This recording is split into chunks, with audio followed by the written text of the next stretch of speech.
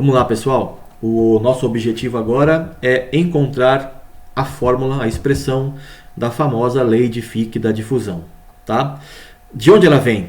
Ela vem de um balanço de massa usando os conceitos que a gente acabou de ver de deslocamento médio quadrático. Tá? Então vamos pensar o seguinte. Ó. Eu tenho aqui um eixo X. Tá? Vamos pensar primeiro em uma dimensão só, para a gente calcular o fluxo de matéria, fluxo de átomos em uma direção. Depois a gente generaliza.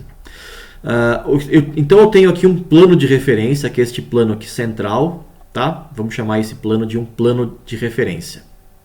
Ele tem uma área A. E ele é ortogonal à direção x. Tá? Em x igual a 0. Então é como está escrito aqui. Né? Um plano de referência de área A, ortogonal à direção x em x igual a 0. O que é o N+? N+, N mais e N- são as quantidades de átomos que atravessam a superfície de referência em ambos os sentidos no intervalo de tempo ΔT. Tá? Então, no intervalo de tempo ΔT, N mais átomos atravessam o plano de referência da esquerda para a direita e N menos átomos atravessam a superfície de referência da direita para a esquerda.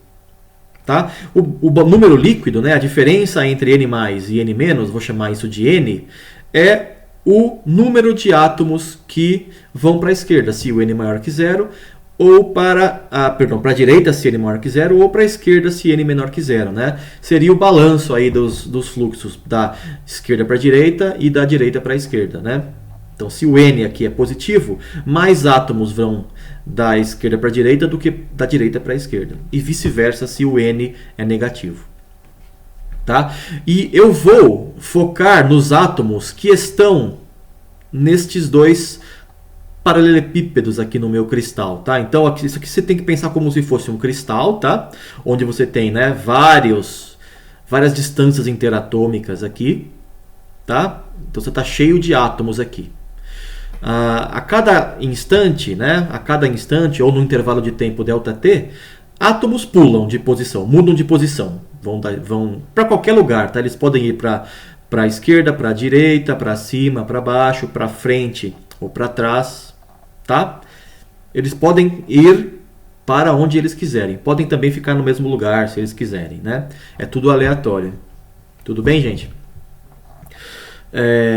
E eu peguei o valor desta aresta, destas caixas, tá? Como sendo o R/N. Né? Lembrando o que é isso? Né? É o deslocamento médio após N saltos. Né?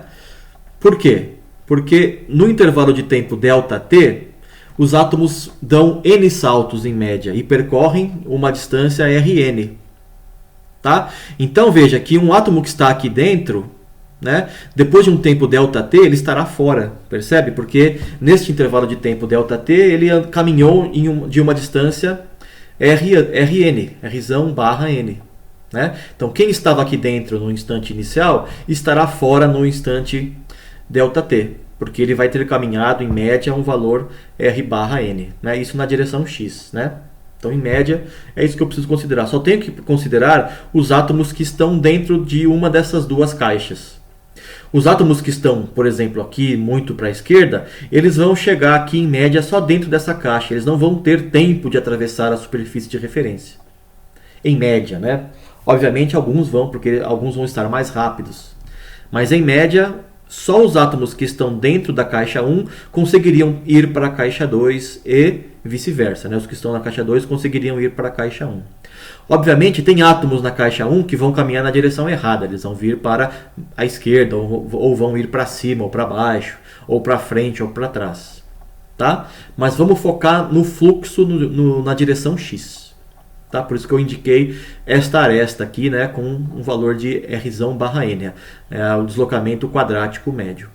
Tá? Espero que tenha ficado claro esse ponto. Vamos fazer as contas então. Ó. Qual é o valor de N+? Tá? Bom, em primeiro lugar eu estou fazendo o cálculo da movimentação de um material onde eu tenho um soluto e um solvente. Tá? C aqui é a concentração de soluto. Então eu tenho, por exemplo, dois tipos de átomos, né? O átomo A e o átomo B, e o átomo B é o soluto. Eu tenho baixa concentração de B, alta concentração de A. C aqui é medido em átomos por centímetro cúbico, por exemplo, né? O átomo por metro cúbico.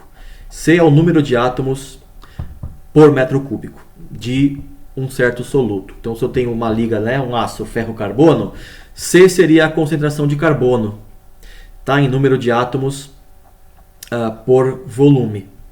Tá? Não é em porcentagem atômica, não é em porcentagem em massa. Tá? É em átomos por volume, átomos por metro cúbico. Bom, qual é o total de átomos de soluto na caixa 1? É a concentração C vezes o volume da caixa 1, né? Se eu tenho aqui N átomos por volume, se eu multiplico o C pelo volume da caixa, eu tenho o número de átomos na caixa. Então, C vezes a área, vezes o volume desta caixa, vai me dar o número de átomos de soluto ali. Bom, o volume da caixa é o Rn barra vezes o A. A é a área, né? A é a área lateral aqui desta caixa. Rn seria a altura, né? Então é um paralelepípedo de volume Rn vezes A. Multiplico isso por C para ter o número de átomos de soluto. É o volume vezes o número de átomos de soluto, vezes a concentração do soluto, me dá o número de átomos ali dentro. E por que esse fator 1/6? Bom, 1/6 vem do fato de que os átomos têm 6 opções para pular, né? Ele pode pular para a esquerda, para a direita, para cima, para baixo, para frente ou para trás. Ele tem 6 opções. Então, em média, né, 1/6 dos átomos vai se deslocar para a direita, 1/6 para a esquerda, 1/6 para cima, 1/6 para baixo, 1/6 para frente, 1/6 para trás. Tá? Então este N+, né, que é o número, eu quero calcular o que vai para a direita, né, é 1/6 do número de átomos que estão ali. 1/6 vai para a esquerda. Perdão, vai para a direita, né? 1/6 vai para a direita, eu estou ruim hoje de orientação no espaço, né?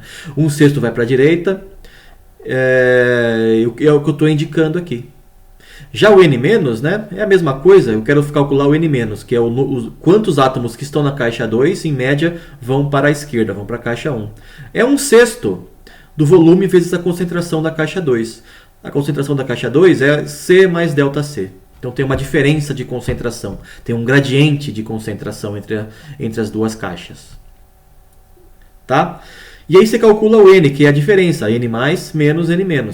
Você fazendo as contas aqui, vai chegar que isso é igual a menos 1/6 de A Rn barra ΔC. Esse aqui é o valor de N. Tá? Vamos fazer agora uma aproximação usando série de Taylor. Tá? C mais ΔC é mais ou menos igual ao C, mais a derivada, gradiente ΔC ΔX, Rn barra. Tá? Por quê? Né, eu tenho aqui uma série de Taylor, basicamente. Eu tenho um valor aqui nesta posição e um valor. Eu quero saber o valor em uma posição que está a uma distância Rn da posição de referência, que é a posição da caixa 1. Então eu pego qual é o gradiente, né? Multiplico por Rn. Teria aqui mais termos na série de Taylor, né, em função de Rn ao quadrado e das derivadas segunda, terceira, etc., que eu estou desprezando. Tá? Eu mantenho apenas o primeiro termo, né, o termo linear aqui em Rn. E, portanto, né, o ΔC é o gradiente de concentração, distância média percorrida, deslocamento médio. Tá? Esse aqui é o ΔC, que eu agora substituo aqui no valor de Nzão.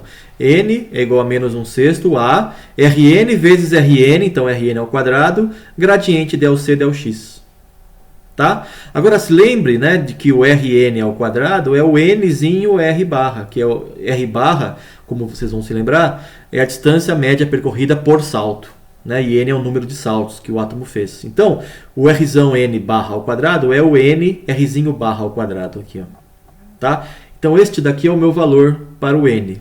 Tá? Que eu vou repetir aqui. Tudo bem? Vamos agora calcular o fluxo atômico. Tá? Fluxo atômico, J, é definido da seguinte maneira. É o número de átomos que atravessa o plano de referência por unidade de tempo, por unidade de área. Né? O que eu calculei aqui, o Nzão, é o número de átomos. Tá? Número Nzão de átomos que atravessa este plano, né, de área A em um intervalo de tempo ΔT. Então eu tenho que dividir pela área A e pelo tempo ΔT para ter o fluxo, né? O fluxo é sempre alguma coisa por segundo por área, né? Quando eu faço essa conta, né, aqui está o N, divide pela área, a área vai sumir. Vai ficar aqui o Nzinho sobre ΔT. Lá no primeiro vídeo, a gente viu que o fluxo, que a frequência de salto é igual ao N sobre ΔT. Então, N sobre ΔT é a frequência de salto. Deixa eu voltar para o slide que a gente estava, né? N sobre ΔT é a frequência de salto gama, como está aqui. E aí sobra aqui o R barra ao quadrado, né? Estava aqui, né? Lembre que o gama é o N sobre ΔT. Então eu chego nesta expressão para o fluxo atômico.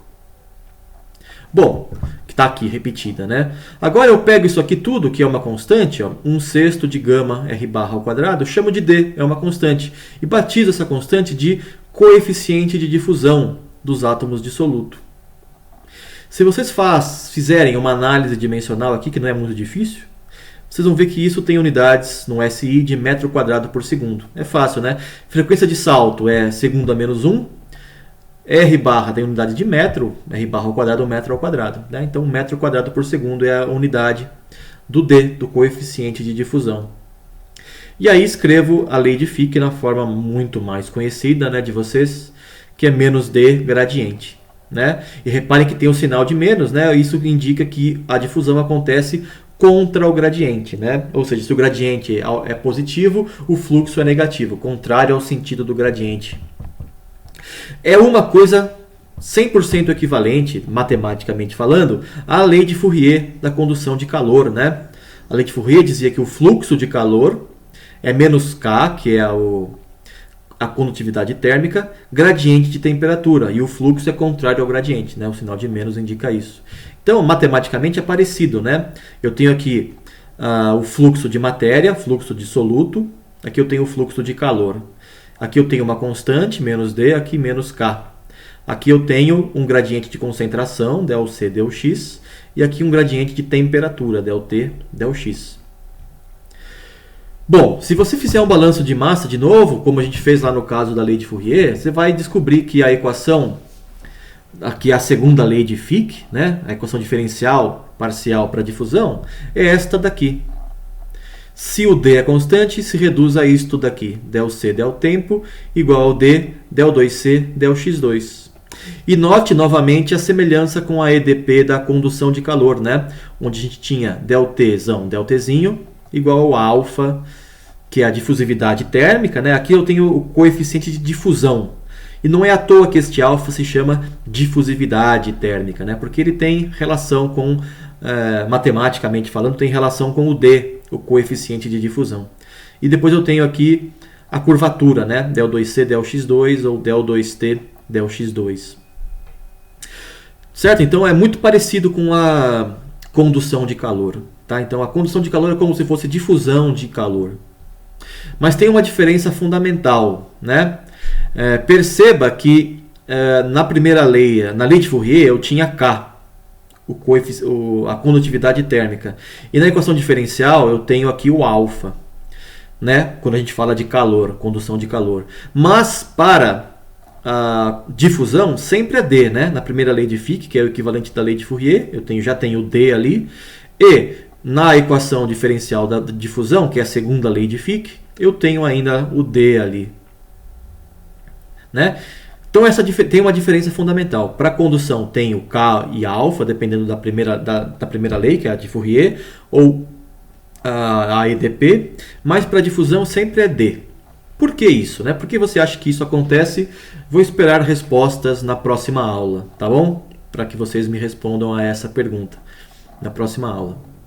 Bom, gente, no próximo vídeo, então, eu vou começar a falar de pares de difusão e a gente vai ver casos interessantes de aplicação da lei de Fourier, tá? Perdão, da lei de Fick, tá bom? Então até daqui a pouco, valeu!